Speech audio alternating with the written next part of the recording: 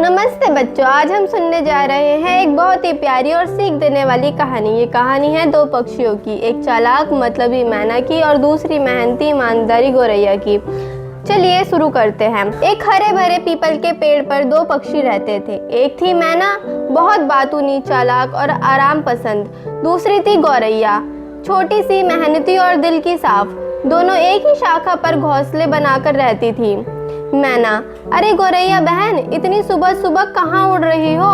सो जाओ ना, आज तो अनाज बहुत है। गौरैया: नहीं मैना दीदी, मुझे आगे के लिए सोचना है, सूखा पड़ सकता है, अनाज इकट्ठा करना जरूरी है। तुम भी चलो मेरे साथ। मैना: अरे पागल, अभी तो खेतों में अनाज बिखरा पड़ा है, चुरा लाओ और आराम करो, मैं तो सो रही हूँ। गौरैया रोज सुबह जल्दी उठती, दूर दूर के खेतों में उड़ती, अनाज दाने दाने चुनकर लाती और अपने घोंसले में इकट्ठा कर लेती। मैना बस हंसती और कहती, अरे अभी तो मौज है। धीरे धीरे गर्मी बढ़ी, खेत सूख गए, नदियाँ सूख गई, तालाब कीचड़ बन गया। अब अनाज मिलना मुश्किल हो गया। मैना: उफ, कुछ भी नहीं मिल रहा। गौरैया बहन, तुम्हारे पास तो अनाज होगा ना, जरा दे दो ना, बस थोड़ा सा। गौरैया: ले लो दीदी, पड़ोसी भूखा नहीं रहना चाहिए, जितना चाहिए ले लो। गौरैया ने खुशी खुशी मैना को अनाज दिया, लेकिन मैना का लालच बढ़ गया। वह सोचने लगी, अगर ये अनाज मेरा हो जाए तो। एक रात जब गौरैया सो रही थी, मैना चुपके से उसके घोंसले में घुसी। अनाज देखकर उसकी आंखें चमक उठी।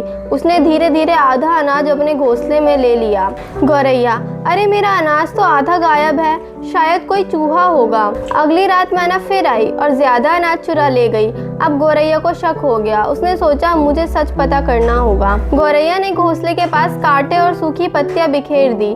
रात हुई, मैना फिर चुपके से आई और जैसे ही पैर रखा, मैना चिल्लाने लगी, गौरैया: मैना दीदी, तुम मेरे अनाज की चोरी कर रही थी। मैना: वो मुझे भूख लगी थी ना। गौरैया: भूख लगी थी तो मांग लेती, चोरी क्यों? चोरी करने में शर्म नहीं आती, लेकिन विश्वास तोड़ने में शर्म तो आनी चाहिए। सुबह गौरैया ने सब पक्षियों को बुलाया। तोता, कबूतर, बुलबुल, कोयल सब आए। गौरैया बोली, दोस्तों, मैना ने मेरे मेहनत के अनाज की चोरी की। सब पक्षी बोलने लगे, शर्म करो मैना, धोखेबाज हो तुम, नीचे उतर जाओ पेड़ से। मैना को पेड़ से नीचे उतार दिया गया। वह अकेली एक सूखे पेड़ पर चली गई। न छाया, न भोजन, न कोई साथी। वह बहुत पछताई। कुछ दिनों बाद अच्छी बारिश हुई, धरती फिर हरी भरी हो गई। गौरैया फिर मेहनत करने लगी। एक दिन उसने देखा, मैना कमजोर होकर बैठी है, उसके पंख भी झड़ रहे हैं। गौरैया बोली, मैना दीदी, अगर मैं भी तुम्हारी तरह करती तो फर्क क्या रह जाता हम दोनों में? आ जाओ, फिर से साथ रहेंगे, लेकिन अब मेहनत करोगी और कभी धोखा नहीं दोगी, वादा करो। मैना: हाँ गौरैया, माफ़ कर दो, तुम्हारा दिल बहुत बड़ा है, मैं वादा करती हूँ, अब मैं भी मेहनत करूँगी और कभी विश्वास नहीं तोड़ूंगी। फिर दोनों साथ रहने लगी। मैना ने भी मेहनत करना शुरू कर दिया और वे दोनों बहुत अच्छे दोस्त बन गए।